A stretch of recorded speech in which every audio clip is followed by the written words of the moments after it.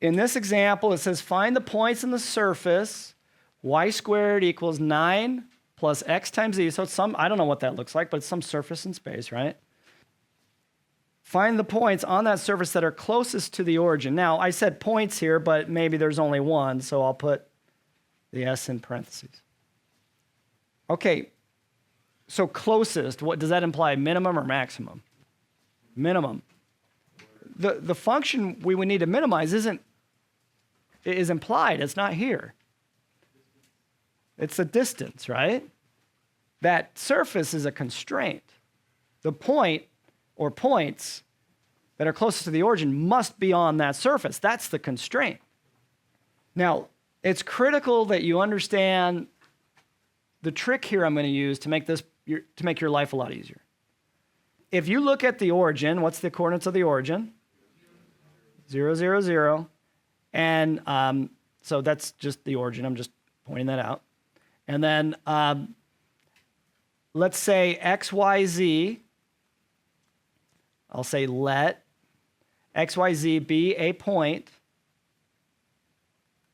on the surface. Y squared equals 9 plus x times z. So that means if you plug in x, y, and z. So I'm only going to do this for a second. So imagine if it's one particular point, x naught, y naught, z naught, then that ordered pair satisfies the equation, y squared equals 9 plus x times z. That's what it means to be on the surface, right? Okay. But we have to do it generically here because we don't know what these values are. They're unknown. So x, y, z is a point on that surface. What's the distance between the origin and x, y, z? Okay, so what does that say? The distance between the origin and x, y, z, we take the square root of x minus 0 squared plus y minus 0 squared plus z minus 0 squared. That's what we want to minimize. But wait a minute. Technically, don't we just want, find the point, points. Don't we just want the point that minimizes that? That's the key to making this problem easier and squaring both sides. Look, if you could keep d as your function, that would work. But the x, y, and z value that make that square root function the smallest will be the same values that make the squared version without the square root the smallest. Because the square root function is an increasing function, right?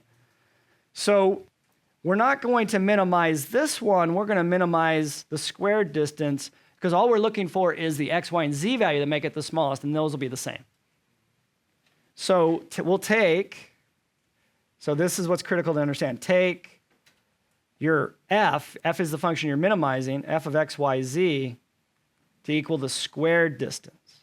And the argument is the x, y, and z that make this function f the smallest will be the same x and y and z that'll make the square root of this function the smallest. Does that make sense? Okay. And then you're rid of the square root and you don't have to worry about it when you take partials, right? That's the advantage. Everybody follow that? I know it's tough taking a 2-hour class. My attention span is about 5 minutes. What about you guys? Okay, now the good news is this is your constraint, right? Ooh, this is where we have to be careful. You got variables on both sides of the equation. We better set this thing equal to 0, right? So we don't want to take that as our constraint. Let's take, I think I'll just subtract the y squared from both sides. So let's take 9 plus x times z minus y squared equals 0. And think of that guy as g. But it is only one constraint. It's not two constraints. So we're back to the original method of Lagrange multipliers. So we need to now find del f and del g. So we have del f. Okay, help me out here. So focus your eyes on this guy. That's not too bad. 2xi plus 2yj plus 2zk. Everybody agree with that? Okay, and then del g. So look at this guy. So you get zi. If you take the partial with respect to x, right? And then what do you get for the j component? minus 2y times j, and then the k component, x times k. And then we need to multiply by lambda. Okay, what do we do now? Set corresponding components equal. Let's get our system of equations. So what's our system? 2x equals lambda z. It's a lambda, not an x. Sometimes the lambdas grow extra tails or something. They look like x's. And then what's the second equation? 2y equals negative 2 lambda y. So that's this guy equal to, including the negative, this guy, right? And the last one? 2z equals lambda x. Oh, it's not really the last one because we're going to write down the constraint equation. Let's write down the first constraint equation. Y squared equals 9 plus x times z. Y squared equals 9 plus x times z. Okay, so let's box up the system so we can focus our eyes better. Whew, oh boy. Any particular equation you want to focus on? So first of all, divide this out. What do we get? Y equals negative lambda y. Yeah, we better. So we can't divide by y because, maybe y equals 0 is in a critical point that's helpful. So we'll get y plus lambda y if we set it equal to 0 on the left side. And then where do we go from there? Y times, what's left? 1 plus lambda. So what are our two possibilities?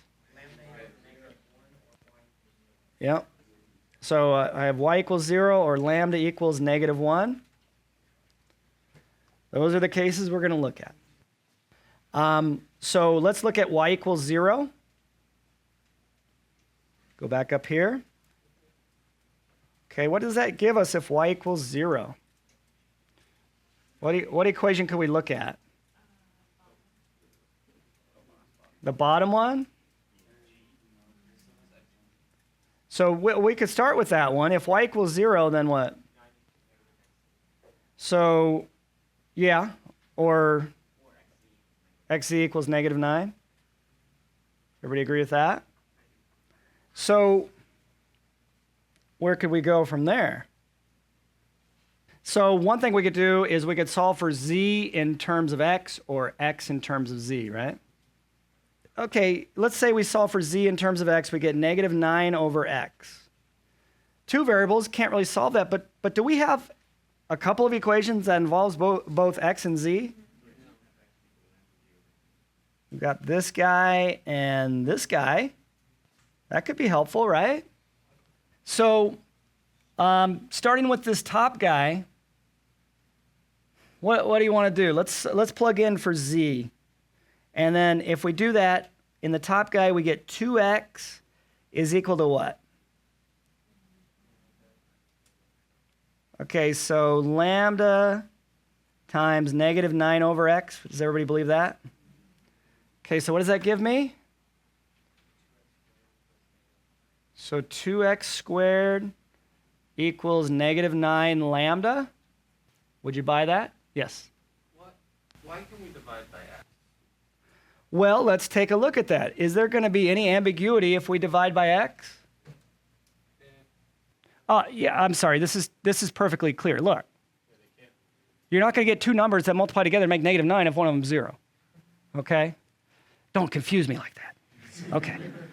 All right. And when it's that obvious, by the way, you don't need to write it down. Okay? It's only when it's not obvious that, it's not obvious right now because we're all tired, but when you're doing this when you're fresh, it'll be obvious that x can't be 0. So what can we get? We get x squared in terms of lambda, couldn't we? So x squared equals negative 9 halves times lambda. Would you buy that?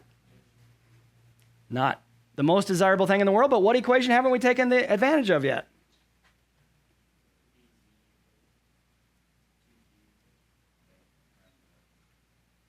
That guy right there. So, let's go the other way so that everything is in terms of the same stuff. How about this guy? I'm going to erase this in a second in there, right? Okay, let's try that. And I think I've solved this in a more efficient method in the notes, but that's fine. You can look at the notes for that. So we'll get negative 18 over x here equals lambda times x. And what does that give us?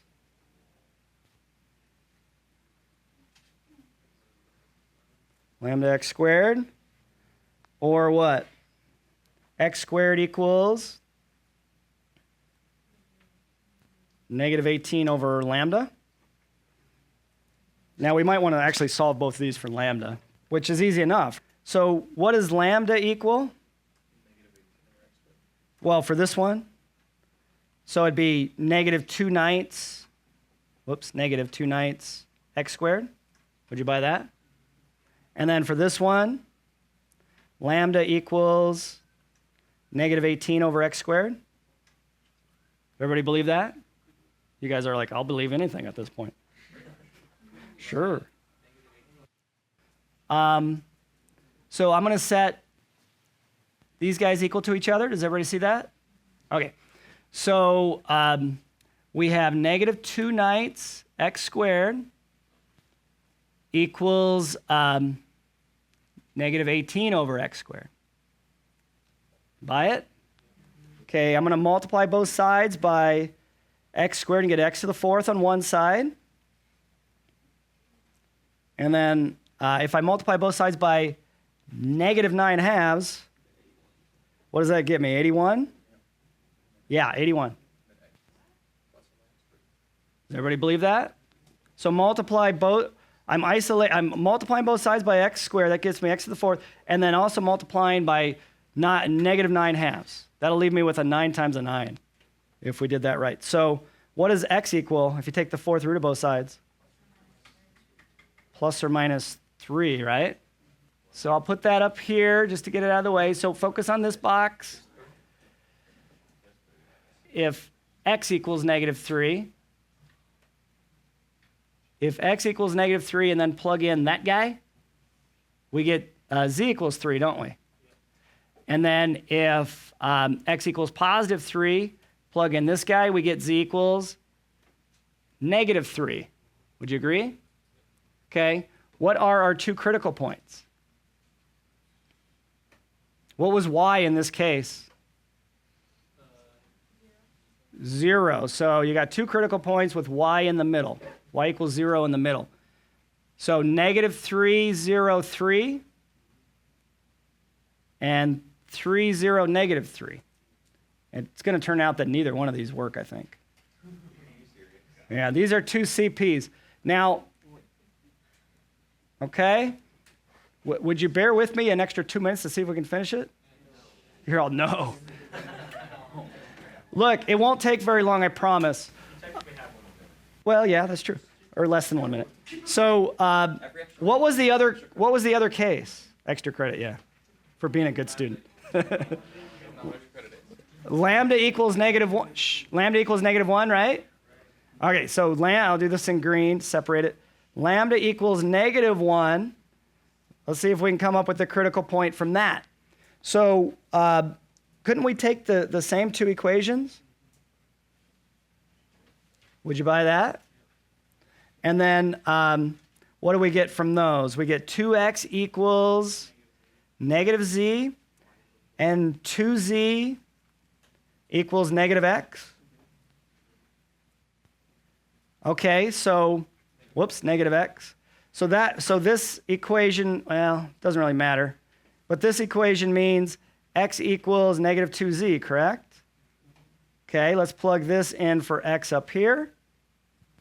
And we're going to get something nice, I think. So we get, what do we get? Negative 4x there? Negative 4z, excuse me. Sorry.